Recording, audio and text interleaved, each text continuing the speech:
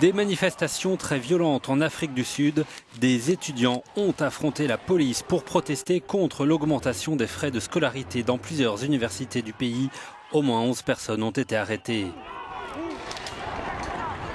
La révolte étudiante gronde depuis la mi-septembre pour obtenir la gratuité des études, mais de nombreux manifestants dénoncent aussi la persistance des inégalités raciales.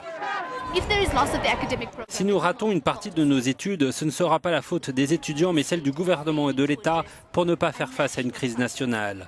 Cette crise n'est pas née hier, on la connaît depuis des années et des années. Elle a empiré jusqu'à la situation actuelle. Dans ces affrontements, 2 policiers ont été blessés. Les manifestants condamnent la hausse de 8% des frais de scolarité. Les élèves suspendus font une grève de la faim parce que nous avons été suspendus illégalement de l'université. Et il n'y avait aucune raison juridique valable pour cela.